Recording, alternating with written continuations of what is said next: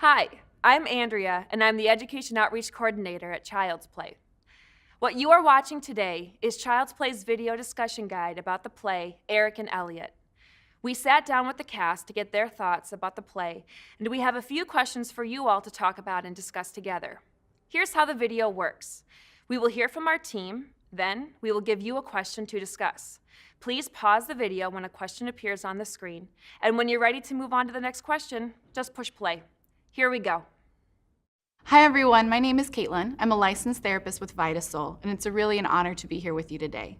As we start our conversations today, I just want to remind you that thinking about, talking about, or sharing our feelings about depression or thoughts of self-harm or suicide does not create those circumstances. It's really important to share how we feel and to find safe people to talk to because they're always here to help.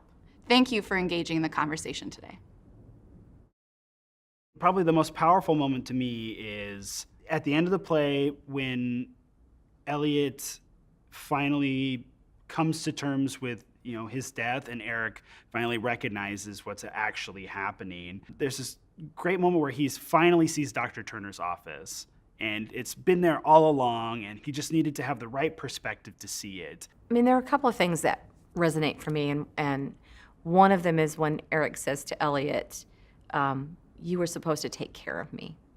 And that sense of helplessness and loss.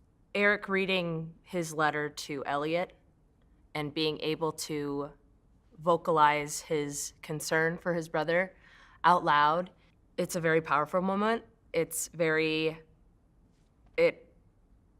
of heartbreaking in a sense because he didn't get to do it while his brother was alive. But because he's doing it now, it's still, I mean, even Elliot says it's important to him. Saying I love you, when I tell Eric, when I say I love you, Eric, really tugs on my heartstrings. One of the images that really stuck with me was when we meet the young girl who's sitting on the boat and who's waiting on the boat and just waiting, doesn't want to look at her paperwork and doesn't really want to do anything and has just become really complacent and just being and avoiding. That really struck me as a really wonderful piece and moment to describe sometimes what it feels like when we don't really want to face the things we have to face. Share out loud moments from the show that stuck with you. Don't feel the need to raise your hand. Just share your thoughts aloud when they come to you.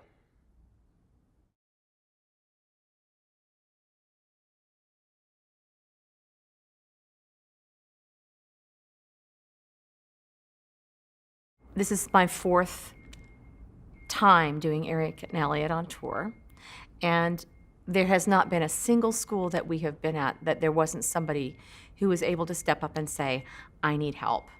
Traveling with the mental health professional is key to everything because sometimes a student will just want to share a story, and sometimes they really truly have found that this moment in time is the moment that they're reaching out for help. And then we have that person there who's available to facilitate that help for that young person. If I had seen this show when I was in middle school or high school, or if other people that I know that were close to me had seen this show, maybe things would have been different. I hope that when these students see this, that they'll be able to pull some sort of hope out of the show, some sort of communication, some sort of reasoning, some sort of explanation, because that's often what's missing with these conversations is why. It's something that has kind of grown the stigma around it, and this show is a tool to provide dialogue, to be a kind of in-between. It's so important because it is a difficult topic. It's a very sensitive topic, but it needs to be discussed because it's real. Now that you're thinking about the play, think about the end when Elliot is intent and clear with Eric that the hope is an essential piece of moving forward. Take out a piece of paper and take a moment to reflect. What is something that makes you hopeful? Who can you share that with? And if you don't feel like there is any hope, who can you share that with?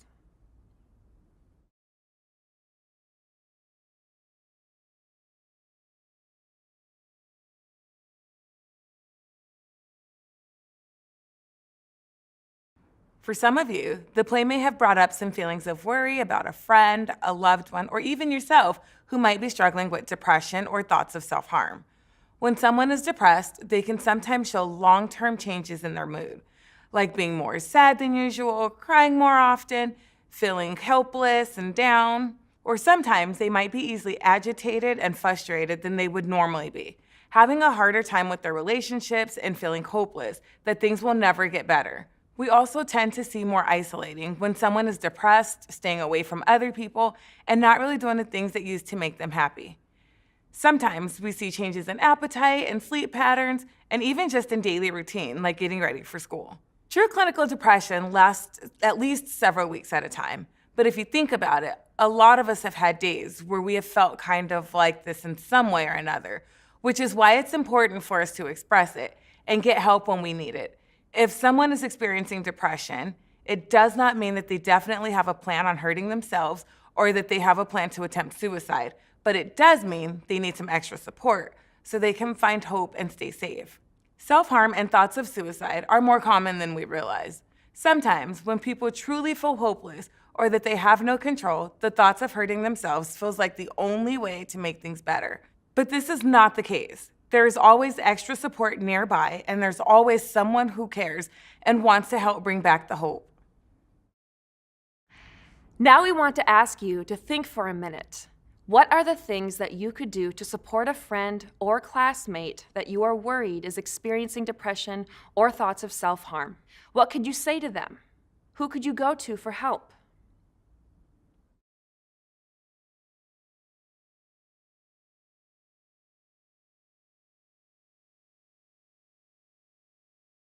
It sounds really simple, but just asking someone if they're feeling okay and letting them know that you're around to talk or hang out if they want can be a huge help in these situations. Being kind and being around when someone is upset or acting different than normal is a great way to show that you're really there for them. It is okay to ask someone that you care about if they're thinking about hurting themselves or thinking about suicide. Talking about it doesn't make it more likely to happen. But remember, you don't have to take on the stress by yourself, and we encourage you not to. If you're really worried about a friend or someone you know, please go to an adult that you trust and tell them what you notice and what you're worried about. A lot of times we worry that our friends will be mad at us if we involve adults in our problems, and sometimes our friends do get mad because they're embarrassed or freaked out about what they're feeling themselves. But it is better that we keep each other safe and practice really expressing what's going on and how we're feeling than trying to hide it. You do not have to go through this alone. There's always someone ready to help and bring back the hope. And if you aren't sure what adult in your life you should go to, you can always call the National Suicide Prevention Hotline for more help. This is a free 24/7 hotline for anyone to use. Please don't be afraid to use it.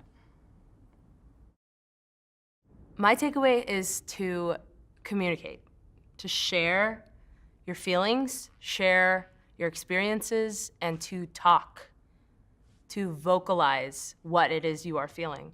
Because giving it a voice is so powerful. I think a lot of times as a culture, we tend to avoid talking about these things because it's really scary and really sad. But at the same time, the more that we actually are open about what it's like to have these experiences and we're thoughtful and purposeful about our conversations, the more likely we are to get the help we need and for things to get better. And I think this play allows that to start in a way that's not so scary and also really relatable. My takeaway from this piece is that no matter how hard you try to avoid or run away or stay away from the things that scare you, that they're there, and it's really important to be cognizant and acknowledge that you've had these experiences, and that no matter what your age is, it's okay if you face things and that you're not alone and that there's always people rooting for you, whether you see them or not. Yeah, I want to make sure that after this production or after doing these performances that it's changed me, hopefully as much as it's changed another person. Take care of yourself, to reach out, to talk to people, to get the help you need. You have a choice and hope to make that choice to seek hope and reach out and tell somebody what you're going through and to know that you aren't the only one and that there is help.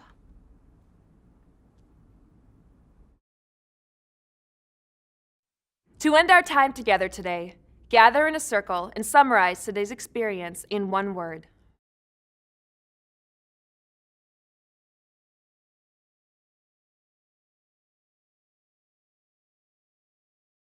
Thank you so much for joining us for this conversation. If you need more information, please take a look at the following slide. Teachers, please also feel free to call us at Child's Play. We can help you find the resources you need to continue this conversation.